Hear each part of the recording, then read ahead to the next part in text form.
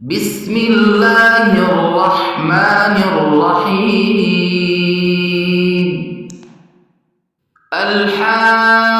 الحاقة ما الحاقة وما أدراك ما الحاقة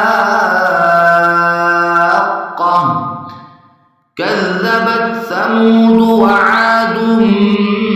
بالقارعة فأما ثمود فأهلكوا بالطاغية وأما عاد فأهلكوا بريح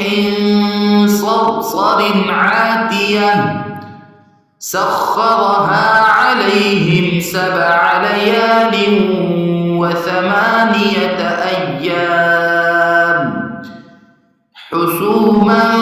فترى القوم فيها صرعا كأنهم أعجاز نخل خاوية فهل ترى لهم من باقية وجاء فرعون ومن قبله والمؤتفكات بالخاطئة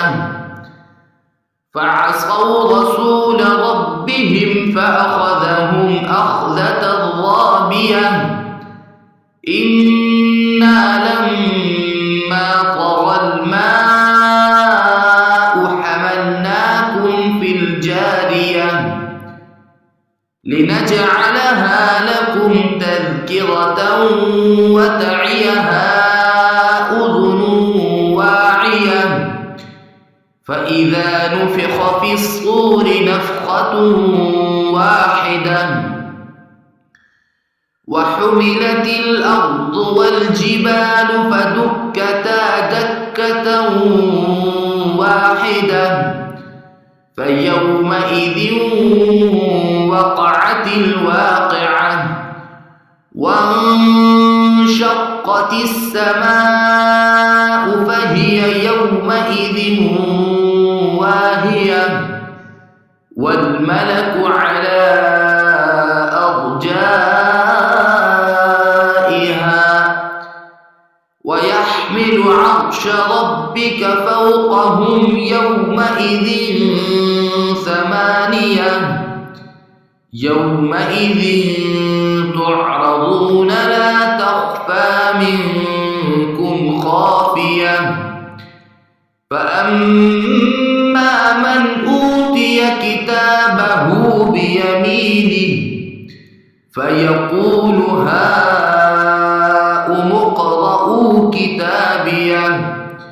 إني ظننت أني ملاق حسابيه فهو في عيشة راضية في جنة عالية قطوفها دانية كلوا واشربوا هنيئا بما أسلفتم في الأيام الخالية وأما من أوتي كتابه بشماله فيقول يا ليتني لم أوت كتابيه ولم أدر ما حسابيه يا ليتها كانت القاضية ما أغنى عني ماليه هلك عني سلطانيه خذوه فغلوه ثم الجحيم صلوه ثم في سلسلة ذرعها 70 ذراعا فاسلكوه إنه كان لا يؤمن بالله العظيم ولا يحض على طعام المسكين فليس له اليوم هاهنا حميم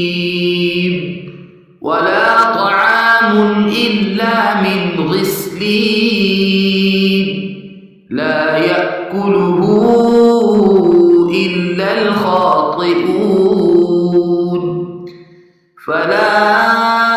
أقسم بما تبصرون وما لا تبصرون إنه لقول رسول كريم وما هو بقول شاعر قليلا ما تؤمنون ولا بقول كاهن قليلا ما تذكرون تنزيل من رب العالمين ولو تقول علينا بعض الأقاويل لأخذنا منه باليمين ثم لقطعنا منه الوتين فما منكم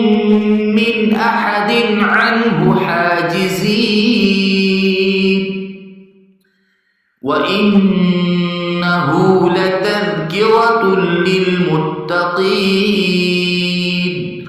وإنا لنعلم أن منكم مكذبين وإنه لحسرة على الكافرين وإنه لحق اليقين